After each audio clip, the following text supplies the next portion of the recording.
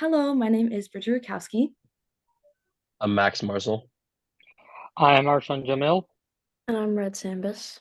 And today we are going to be presenting the topic of environmental justice and discussing how our work over this past quarter, whether research or community engaged learning, has related to this topic. So, what is environmental justice? Environmental justice is the principle that no community should bear more environmental burdens or enjoy fewer environmental benefits than others. Some direct causes of injustice are industrial pollution, discrimination, unequal land use, infrastructure development, inequality in rights, climate change, and war. And some examples of this are Flint, Michigan, with their contaminated water affecting many in the community, preventing drinking water for a very long time due to the absence of updated water treatment. And then another example of that is just natural disasters on communities that are not fully prepared for those impacts. Then some indirect causes are economic inequality, weak enforcement of environmental regulations, corporate influence and lobbying, and health. An example of this is Cancer Alley in Louisiana, and it's an example of very weak enforcement of regulations that should have been in place. And a local outlook of environmental justice revolves around this past quarter, where Red, Max, and I volunteered in Seattle revolving issues of food insecurity, which is an issue influenced by environmental injustice. So, volunteering locally gave us insight into our community struggle and environmental injustice, specifically food security. And some areas that we decided to volunteer at were the U District YMCA and the Hunger Intervention Program. And seeing these impacts firsthand not only affected us, but also the people, which is ultimately the goal of these volunteering places. An example of environmental injustice, as we were talking about earlier, with regards to war.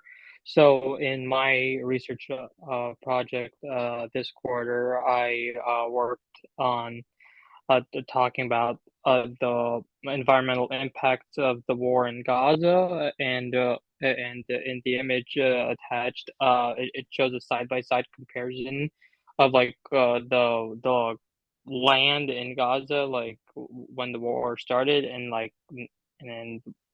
then how the land became how it is on July, with the carpet bombings that occurred, and in which 63% of permanent crop fields and fertile land suffered significant decline due to those factors. And also another a factor of environmental injustice is the use of chemical weapons such as white phosphorus, which also poisoned the land and harmed biodiversity and caused food insecurities. And then some social impacts of environmental injustice are health disparities, social dislocation, environmental racism, and education disparities. Some environmental impacts are a degradation of natural resources, loss of biodiversity, water pollution, and waste management. And some economic impacts are less access to energy, property devaluation, increased healthcare costs, and loss of livelihoods. Finally, our solutions include legal action, which could be lobbying for a law which makes stores unable to sell different products to areas of a different affluence. This would mean that areas with lower incomes would not be disadvantaged in the way they are sold higher quality foods. Furthermore, we can prevent hostilities to reduce further damage by implementing ceasefire, such as the image of the UN peacekeepers, which help to end conflicts in a peaceful way. Community engagement and empowerment is another one, as well as the spread of awareness and education.